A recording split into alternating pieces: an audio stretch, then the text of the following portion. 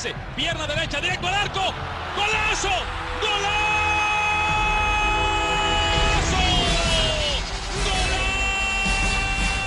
The world of football with a soccer perspective. This is Soccer Today with Duane, Rollins and Kevin Laramee, live on the Sports Podcasting Network.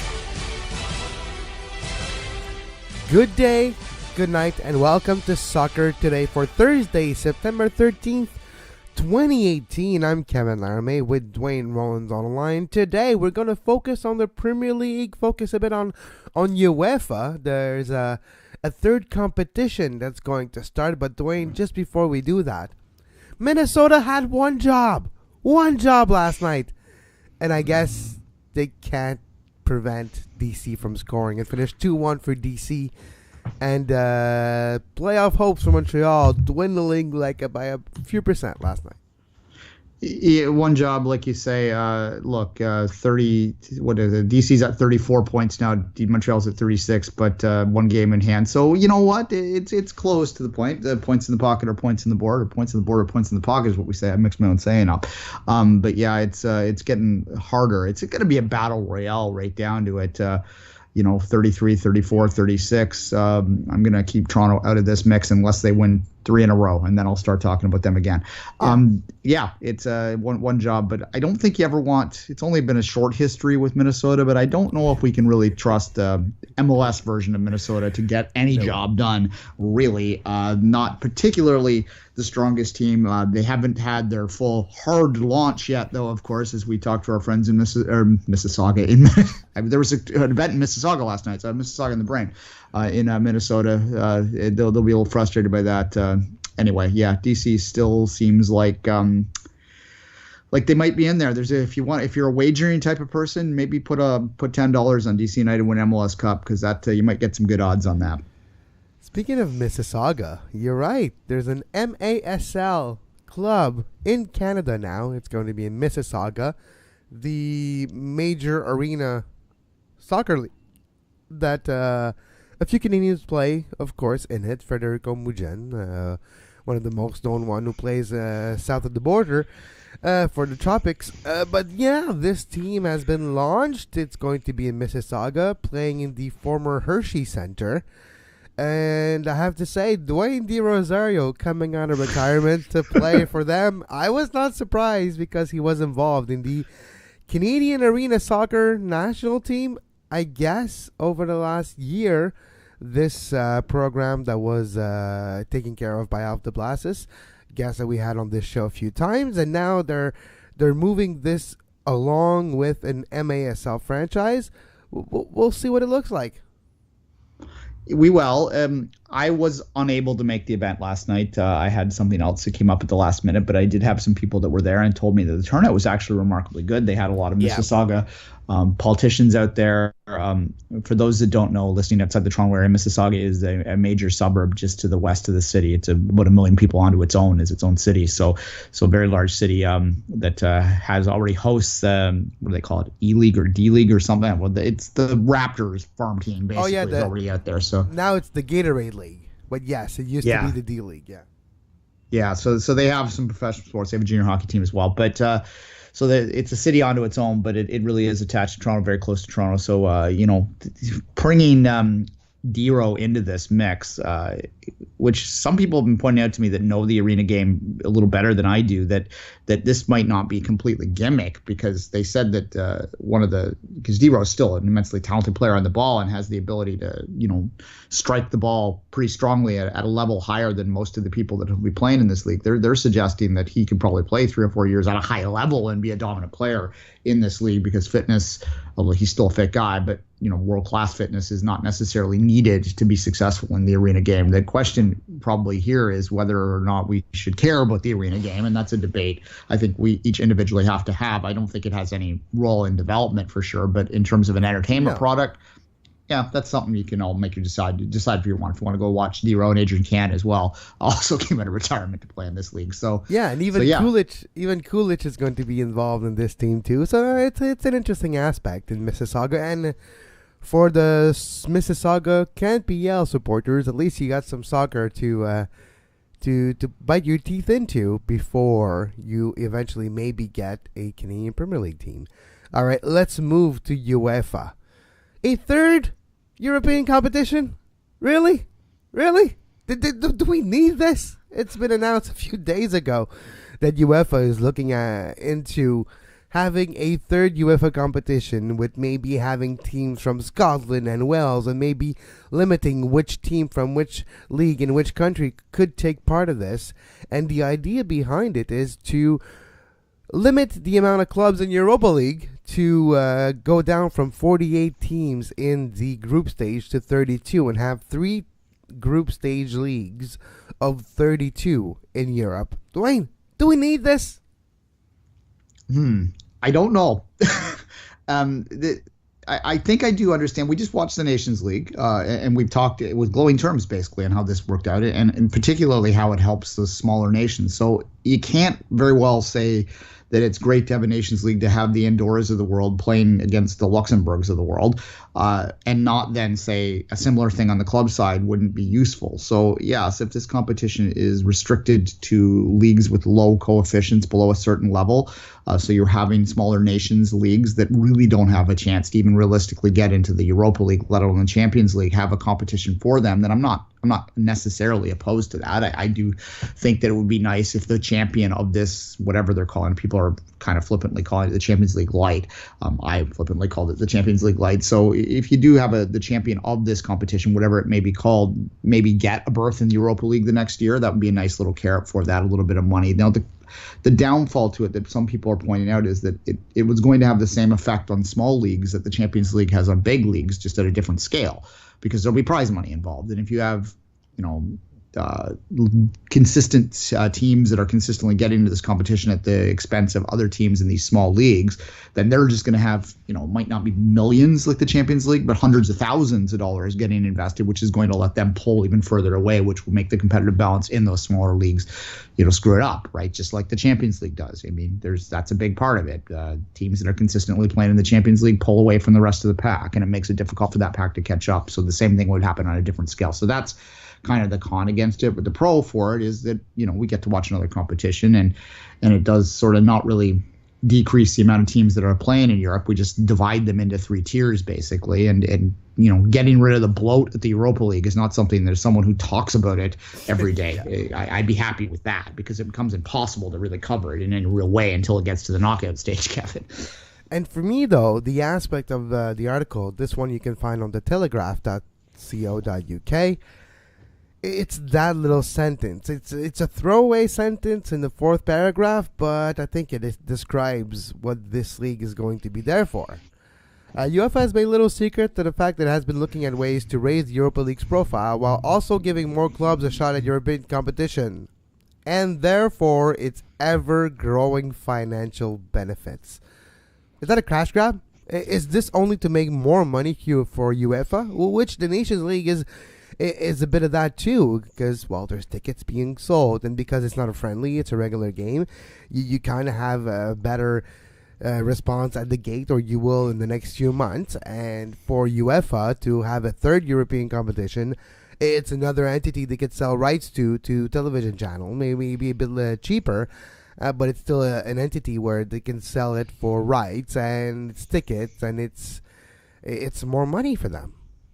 Yeah, well, no, and it's more money for gambling companies and for sponsors and everyone else, because don't kid yourself, gamblers would love another competition out there, because they like to wager on stuff like that, so it gets attention. So there is a lot of finances involved in this across the board. There's another theory that's floating around out there that this is being pushed by the bigger clubs too, because they eventually would like to break completely away and form the own Super League, which is one of these either dreams or nightmares, depending on your perspective on a Super League, that people have had for a long time, and it's felt that maybe this is another step in that direction, because it's just further sort of distancing the Champions League from the rest of it by having this competition out there. That's a bit of a stretch, perhaps, and I think maybe based on paranoia more than anything else. But certainly there's a lot of sort of ducks in line here, that are a lot of factors in play that we're not too quite sure of.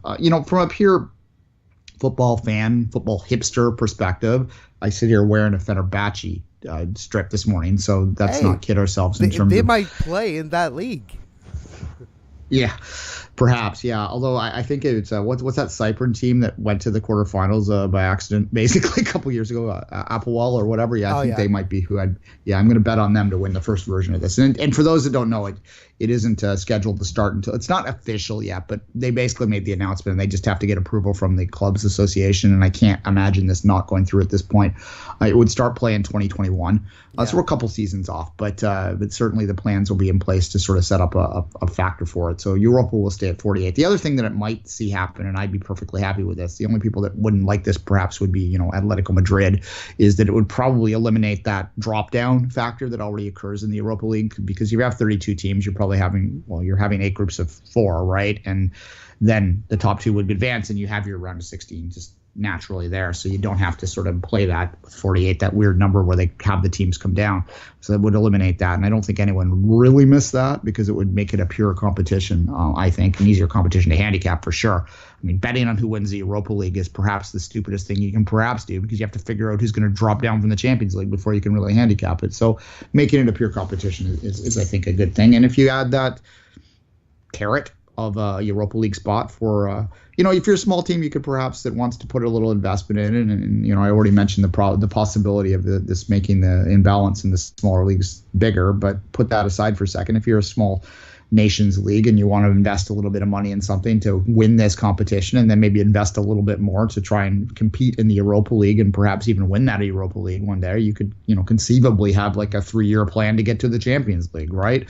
If you win the Europa League. So, I don't mind it as a football fan, but I do see some of the cons that are out there that, both literally and figuratively cons, if you talk about that. I was going to make the joke. I was going to say, yeah, it is a con. It's conning people to part ways with their money.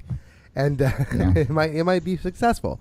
We'll see. We're still a few seasons away, like you mentioned. 2021, 2022 will be potentially the first season of this third UEFA competition that is still unnamed yet. Speaking of Europe, Duane, guess what? The international break is finally over. And this weekend, I know, I can't stand it either. At least I don't like international football, but the break makes me insane, especially when you're trying to plan a show. But go on, Kevin. Yeah, well, at least we got a Canada game in this international break, which is better than a few years ago, where international break meant like we didn't have a game to really sink our teeth into because Canada was not playing half of the international breaks, and that was it. But this weekend, the Premier League is back, and the first game Saturday morning is quite the important one. Tottenham, Liverpool. Liverpool undefeated, won 4 games, top of the league with Chelsea and Watford. And you have Tottenham in 1 defeat. This game is important, but for Tottenham, there's a few key pieces that are going to be missing this game.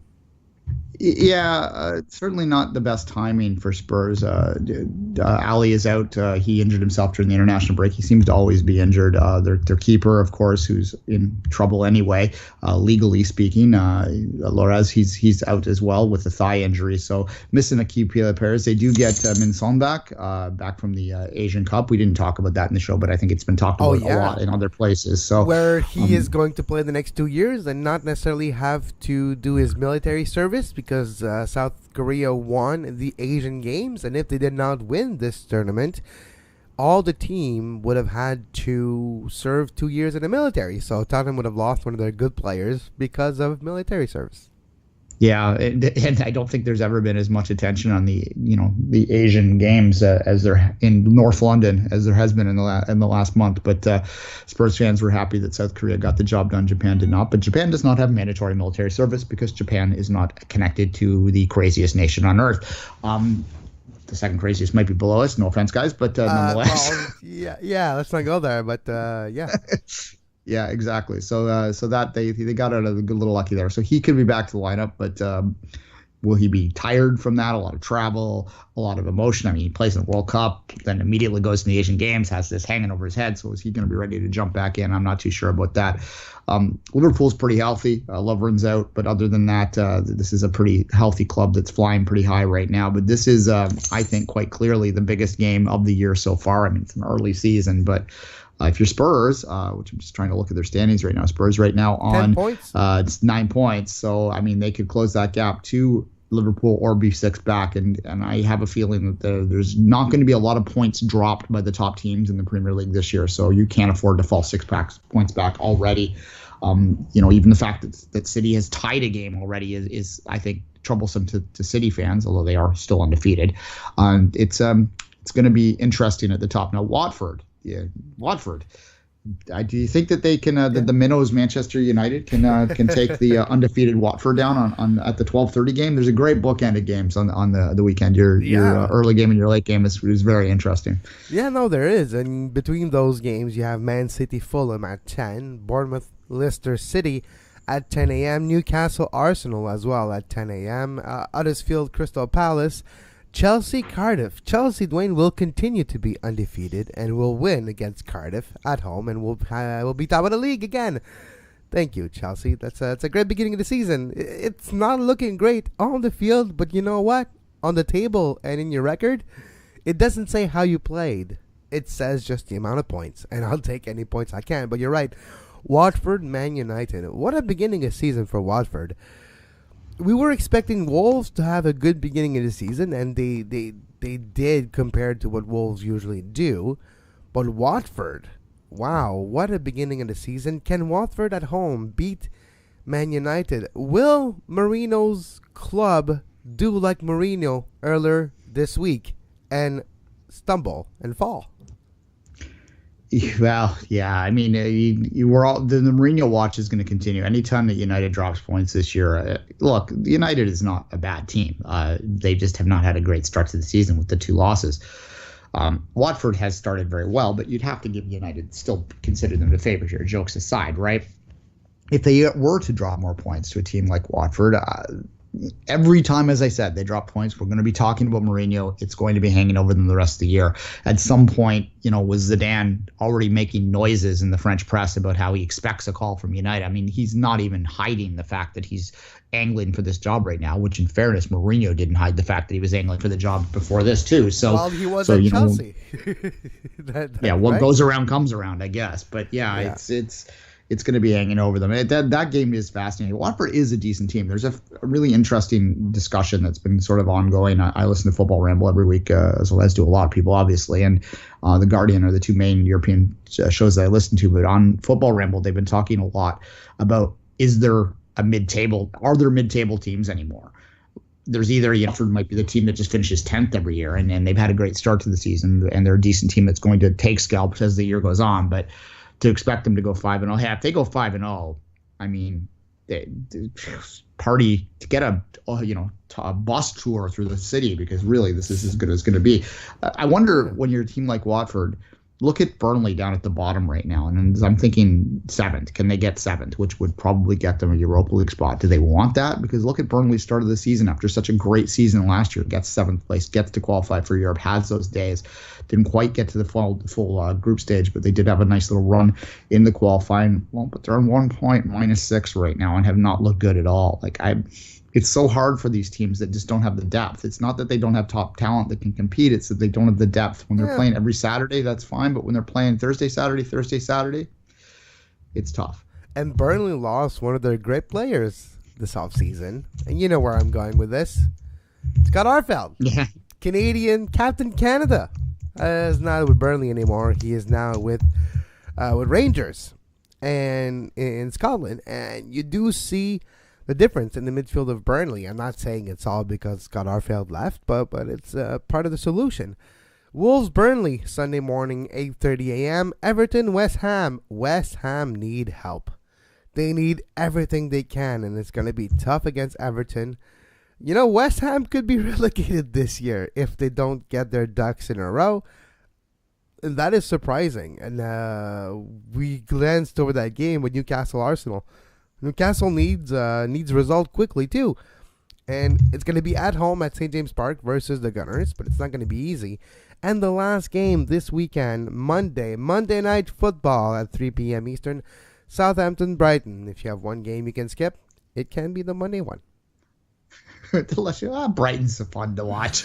Yeah, Paul but it's Byrne, on the our friend Paul road. Byrne, we used to be involved with them. I'm not going to completely. And Brighton's a fun place. Have you ever been to Brighton? Brighton's a good place. It's fun little It's town a to go great to. stadium too. But this game is Southampton, so you can skip it. Yeah, there you go. You mentioned Newcastle and West Ham, both in the relegation zone right now. Those are two historic clubs that should not be in 18th and 20th place right now. And the West Ham, a lot of people are talking about that. They have just never been right since they moved to that stadium. And I don't, if ever there was a sort of a, they will probably want to, reinvent their former stadium, get out of where they are now, because they've never been right. Like, how can one team just be so torn by a change of identity? They just don't know what they are. And Newcastle, we all know. I mean, I've made the comparison to Newcastle United with the old Toronto Maple Leafs before. I think it's even more glaring right now. I mean, Ashley is Ballard, right? And until they get rid of him, I think that there's a lot of trouble floating around in this city. Look, they're positive 25 million in the transfer window. And that, for a club like Newcastle, is not positive. Newcastle's want to spend money to get the players they want to be able to be competitive. And Rafa Benitez has been open about it as well, the manager of Newcastle, saying, look, I don't necessarily have the tools to compete, and I'm going to do my best here, but it's not going to be easy. And yes, it's fun. You see Yedlin, U.S. men's national team left back, play for Newcastle. He's one of the good players in that team.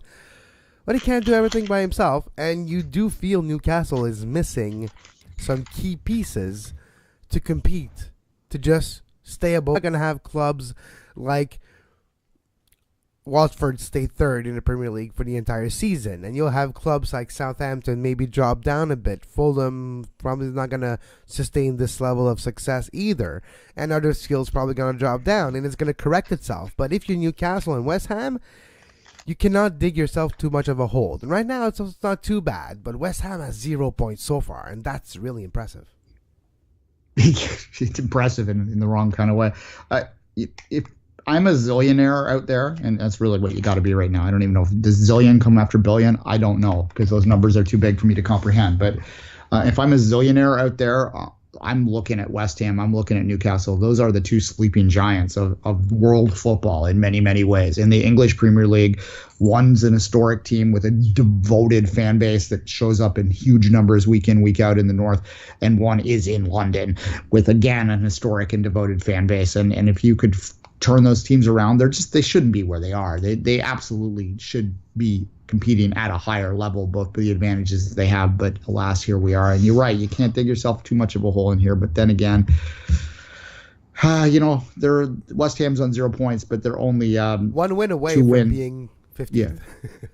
Yeah, and 2 wins away from being 8th, right? Like Leicester's on 6th and 8th right now. So it's the bottom, as they said on Football Ramble, there's no mid-table teams anymore other than maybe Watford, although right now Watford's in a Champions League position. So away we go. And it's really early to take a look at the table, of course, but just to look at the relegation zone and to look at the top of the Premier League to see if there's any team pulling away. And it's interesting, too. We got 3 teams with 4 wins so far. Liverpool, Chelsea, Watford. Liverpool is number 1 because of their goal differential of 8 + 8. Chelsea +7. Watford +6. Not bad. Not bad at all. Man City +8, but they drew against Wolves. So they're now at 10 points. Tottenham at 9. Bournemouth at 7. Then Everton, Leicester, Arsenal, and Man United number 10. That's not going to stay there either. Man United on 10 points. They're going to get a few more points eventually. Hopefully. If not, they're going to sack the special one. Hopefully. Bite your tongue on hopefully. It'd be one of the greatest seasons in history if they stayed on 6 points the rest of the way. Sorry, United fans. Old habits die hard. This is not Football Manager, Duane. You're not going to be able to get Man United relegated, It's one of the best ways to play the game. The key, for those who don't know, I've talked about this before, a great way to play Football Manager is to take any big team in the world, Barcelona, Manchester United, whatever, and try to get them relegated without getting fired. It is very challenging. It is more challenging than winning the Champions League with a smaller team. So there's a little challenge for you if you're a Football Manager player right there. Yeah, well, we'll see. That's it's not going to be easy. Tomorrow on the show, we'll talk about Major League Soccer. We'll preview the weekend. The playoff battle is heating up in the Eastern Conference and in the Western Conference. We'll talk about this tomorrow, Duane. But before we finish the show, let's touch a bit on the Canadian Premier League and the article that you wrote yesterday. We don't agree on this issue, and we might keep it short here, but playoffs in the Canadian Premier League. It was announced last year when they talked, or earlier this year when they talked about the Premier League. It's going to be a single table, single season, and you have a champion at the end. But apparently, you would like, or a lot of people would like, some sort of championship game or a playoff or something to bridge the consciousness of sports fans in North America and the soccer fans. Yeah, and I'm not convinced that they did say that. You're correct, but they haven't said it since.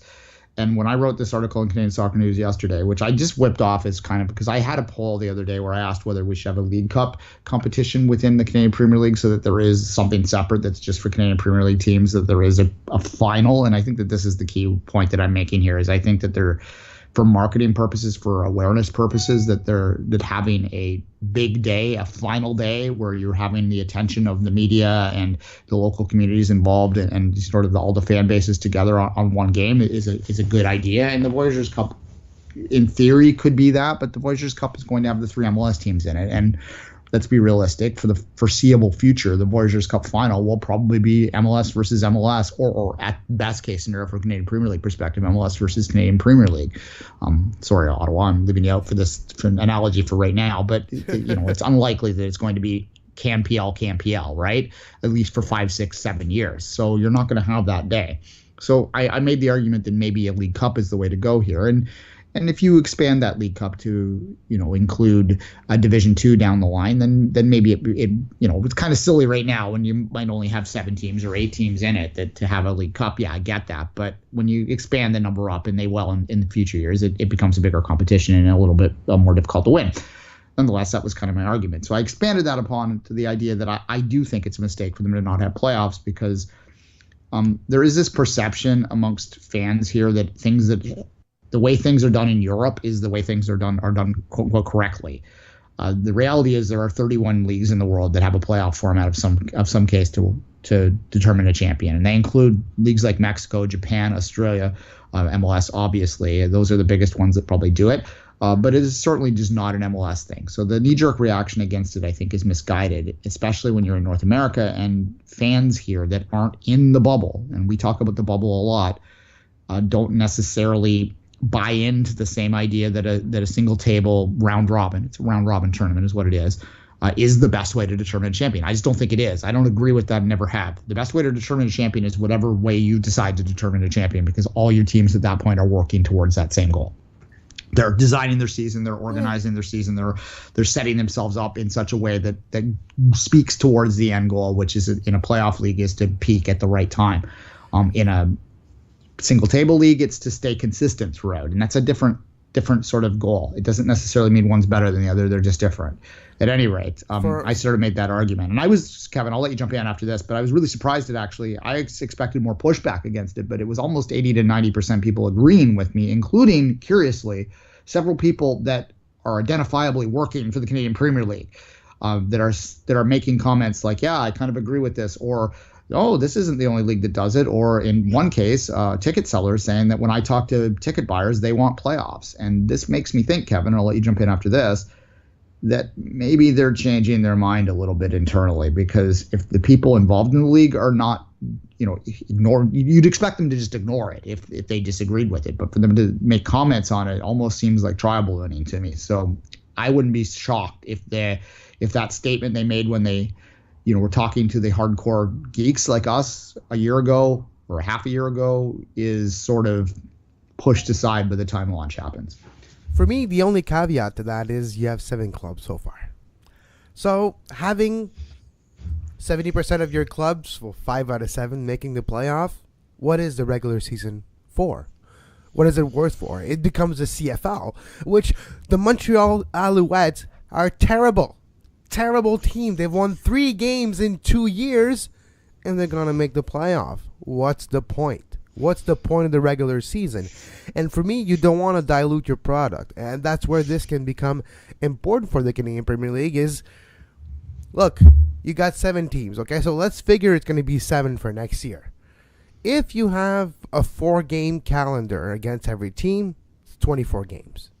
You add the League Cup, the Canadian Championship, and you can have another little side contest.